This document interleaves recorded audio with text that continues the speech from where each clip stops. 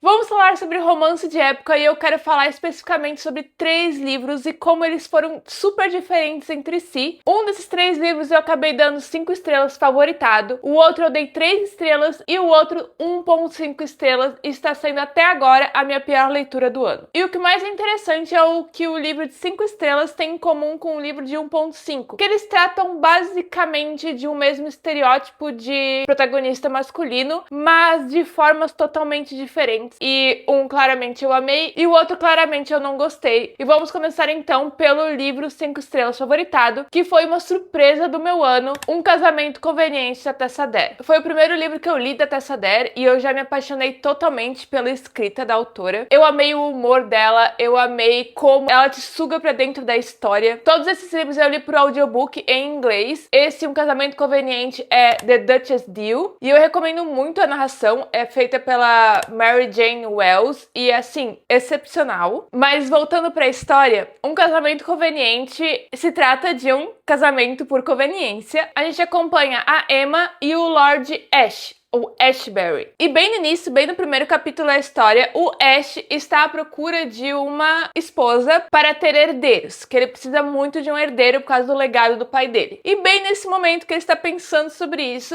a Emma aparece na casa dele demandando o pagamento do último vestido que ela costurou, porque ela é uma costureira, e ela costurou o vestido que a ex-noiva do Ash iria usar no casamento deles. Mas o casamento foi rompido, ela fez basicamente o vestido de graça e ele não tinha pago pra ela. Então ela foi lá, bateu na porta e exigiu: quero meu pagamento agora porque eu não passei horas e horas em cima desse vestido pra não ser paga. Eu preciso pagar meu aluguel. E ele ficou intrigado e deu uma proposta pra Emma: se case comigo. Você não precisa mais se preocupar com dinheiro, você só precisa me dar um herdeiro. Então tem que ter regras aqui nesse casamento. Ela lutou um pouco contra essa ideia, mas depois de várias conversas, tá bom, eu aceito. Ela viu que não tem por que não aceitar. As regras são basicamente que eles não precisariam conviver ali como casal e que ele só visitaria ela à noite no quarto, no escuro, sem nenhuma luz. E daí você está se perguntando por que ele precisa de um acordo para se casar e tudo mais. Porque ele tem várias cicatrizes de guerra, tanto no rosto quanto no corpo dele, e ele se sente extremamente envergonhado. Ele se chama de monstro, e até por isso que o primeiro noivado ali foi rompido, porque a mulher foi extremamente cruel com ele por causa dessas cicatrizes. É meio que tipo, quem vai querer você por causa dessas cicatrizes? Você é horrendo. Então tem um trauma bem pesado com a aparência dele. E desde o começo, a Emma não se sente intimidada por essas cicatrizes. E ele não entende como isso pode acontecer. Como que ela não sente repulsa dele, sabe? Então esse é o início da história e daí vai sendo construído um relacionamento devido à proximidade forçada entre os dois por causa desse casamento por conveniência. O que foi uma delícia de acompanhar, porque tem um desenvolvimento de personagem tanto do Ash quanto da Emma, porque a Emma também tem seus traumas e ela também vai lidar com os traumas dela ao longo da história junto com os traumas do Ash. Eu também gostei que não foi uma jornada 880, tipo, uma hora ele tinha traumas, outra hora ele não tinha traumas mais. Não, foi de altos e baixos. Então uma hora ele tava melhorando, uma hora ele tava vendo que a Emma poderia aceitar ele como ele é, mas daí tem alguns acontecimentos que ele começa a duvidar de novo, daí ele volta pro comportamento antigo dele, pra daí ver que não, ele viu errado, porque ele tava vendo a situação com os olhos antigos dele, e não com as novas perspectivas que a Emma trouxe pra ele. Ele teve que entender e construir lentamente essa nova percepção de vida, e que ele poderia merecer essa nova vida, que ele poderia estar com a Emma. Foi realmente uma jornada muito bonita de acompanhar, além de ser extremamente bem-humorada. O humor tanto do Ash quanto da Emma se complementam muito bem e é muito divertido. Eu realmente ri enquanto eu estava ouvindo a história e eu estava procurando coisas para fazer pela casa, lavar mais louça, fazer mais hobbies só para poder continuar ouvindo a história, porque eu estava extremamente viciada e eu estava sendo uma delícia. Tanto que logo que eu terminei o primeiro, eu já peguei o segundo livro dessa série, que é uma série chamada Girls Meet Duke. Nesse primeiro livro, que é Um Casamento Conveniente, a gente é apresentada por um grupo de amigas, que até a Emma vai começar a fazer parte, e daí cada livro dessa série série vai acompanhar uma dessas amigas desse grupo. Daí eu já comecei, então, o segundo livro, que é Um Amor Conveniente, que acompanha a Alexandra e o Chase. E esse já é o livro que eu dei 3 estrelas, porque ele ficou no meio pra mim. Não por causa da escrita da Tessa Dare, ou porque eu acho que a história é ruim. É justamente pelo fato que eu não gostei do protagonista masculino, do Chase. Mas o que se trata esse livro, né? A Alexandra trabalha ajustando a pontualidade de acordo com Greenwich de todos os relógios das mansões. Ela é contratada pra passar lá o dia e ficar arrumando os relógios. E ela bate na porta do Chase pra falar sobre o seu trabalho, se ele também não quer fazer isso com os seus relógios. E o Chase acha que ela está lá para ser contratada como governanta, porque ele tá cuidando de 2 meninas órfãs. Ele acabou de virar herdeiro do ducado e essas 2 meninas meio que vieram com o título. E ele vai ter que cuidar delas, ser tutor delas. E elas estão, assim, expulsando governanta atrás de governanta. As governantas não estão suportando trabalhar lá e ele tá desesperado pra achar alguém. E quando a Alexandra aparece, ele acha que é uma nova governanta pra ser entrevistada e ele já fica impressionado com a inteligência da Alexandra e que ela seria uma ótima governanta e ele pega e contrata ela, mas aí a Alexandra fica tipo, não, eu não trabalho governanta,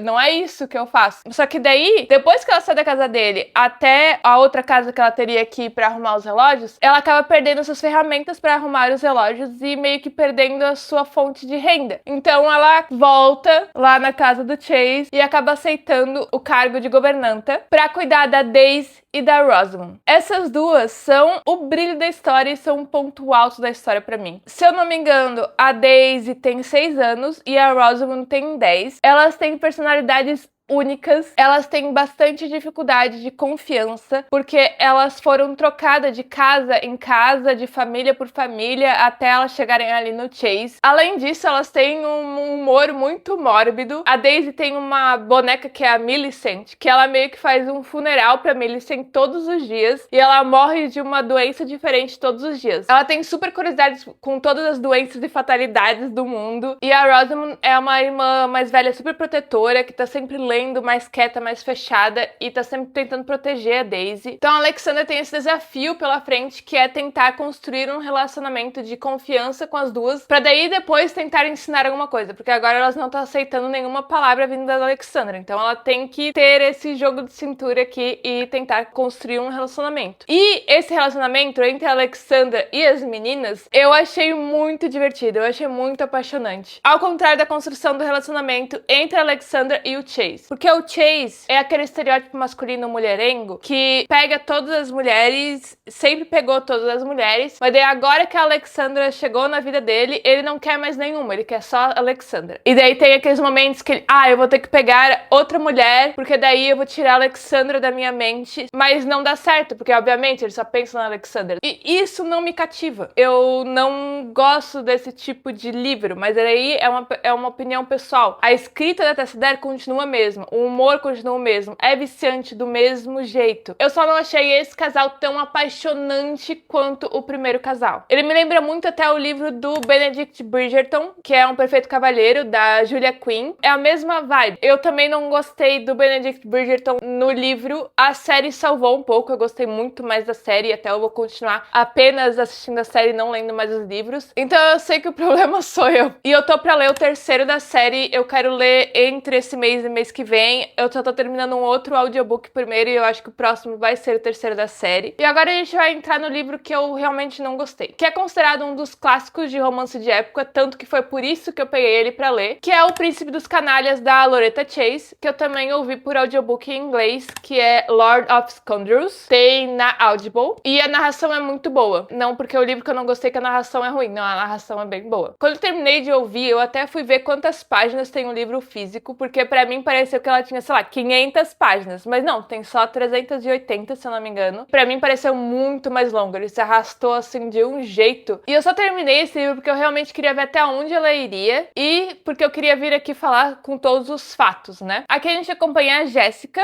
que é uma mulher bem à frente do seu tempo, ela é bem liberal, ela tem já, se eu não me engano, uns 28, ela tá mais perto dos 30 ali, anos. E o Lord Dane, ou Sebastian, que é um homem extremamente rude e grosseiro, grosseiro, mulherengo, e ele justifica todas as suas ações devido à aparência dele, que ele acha que ele é muito feio. Tanto o abandono do pai e da mãe dele lá na infância, quanto o bullying que ele recebeu durante a adolescência. Ele meio que virou o cara que faz o bullying porque ele recebia muito bullying. Essa é a trajetória dele. E aqui eu não tô julgando essa trajetória. O início da história e como ele é apresentado faz sentido. E é por isso que eu até faço um paralelo com o Lord Ashbury lá do primeiro livro que eu falei, Um Casamento Conveniente, porque eles têm o mesmo pano de fundo, vamos dizer assim, de aparência, né? Que os dois acham que eles são muito feios para receber amor, mas enquanto o Lord Ash voltou esse ódio contra ele mesmo, e ele se diminuía, falava que ele é um monstro e tudo mais, o Lord Dane voltou esse ódio contra terceiros. Então ele maltratava as pessoas, ele diminuía as pessoas, principalmente as mulheres, ele tirava sarro. Ele é realmente tipo um brutamontes, assim, nessa história aqui da Loretta Chase. E daí, quando a Jéssica conhece o Lord Dane numa loja de penhores lá, a primeira reação dela é que ela sentiu uma atração física por ele extrema. E o Lord Dane também teve essa mesma atração pela Jéssica. Só que ali, nenhum dos dois deixa transparecer, eles tiveram ali uma conversa, um banter, um joguinho ali de cão e gato. Esse livro tem bastante esse joguinho de cão e gato. A autora quer deixar bem claro que o Lord Dane é visto como o diabo, o Jezebel, o Lord Beelzebub. Ele é o mal em pessoa. E isso é lembrado em muitos pontos da história. Tipo, toda vez que o Lord Dane aparece, provavelmente ele vai ser chamado de Lord Beelzebub. Isso eu fiquei muito cansativo. Tipo, eu já entendi. Bola pra frente. E ele tem muito um ar de uma pessoa birrenta. A energia dele é tipo, olha pra mim como eu sou horrível. Tipo, olha pra mim, olha eu fazendo coisas ruins, entendeu? E isso não me cativou em nenhum momento para que eu acreditasse que a Jéssica queria ficar com ele. Além da clara atração física que a Jéssica sente por ele. Eu senti que a autora quis construir um relacionamento duradouro e bonito, só que a base dele é a atração física. Mesmo que a autora tentou fazer de uma forma diferente. Porque quando, assim, nos últimos 10% que o Lord Dane tem, assim, uma grama de mudança do seu comportamento, a Jéssica já tá apaixonada por ele lá no início. É isso que eu não gostei, porque a gente não tem uma construção, uma melhora do personagem do Lord Dane ao longo da história. A gente vai do eu sou mal, eu sou mal, eu sou mal, eu sou mal, pra nos últimos 10% realmente eu tô errado e agora eu vou ser uma nova pessoa. E por isso também, outro ponto que eu trago a comparação lá pro primeiro livro, O Casamento Conveniente, que a construção do personagem masculino, ele tem altos e baixos, como eu falei. Enquanto o Lord Dane aqui, ele é a mesma pessoa até em tal ponto, depois ele é outra. É o 880. Ele tem várias falas bem machistas, ele diminui ela em vários momentos, mas ela vê isso como uma coisa boa, porque daí quer dizer que a atenção dele tá nela, o que eu achei péssimo. Eu realmente não acreditei, não teve um momento, um único motivo que eu vi a Jéssica se apaixonando por ele, além de que ele poderia segurar ela com um braço só de tão forte que ele é, e tão grande que ele é. Sabe? Não é uma grande história de amor como ele é vendido. Entrando um pouco agora na parte com spoilers, eu vou deixar aqui os minutos de quando termina e também vai estar dividido aqui nos capítulos para você passar para a próxima parte, se não quiser os spoilers. No final, ali 70%, 60%, onde aparece a Charity, que é a mulher que o Lord Dane teve um bastardo com ela, e tem todo o drama ali com esse filho do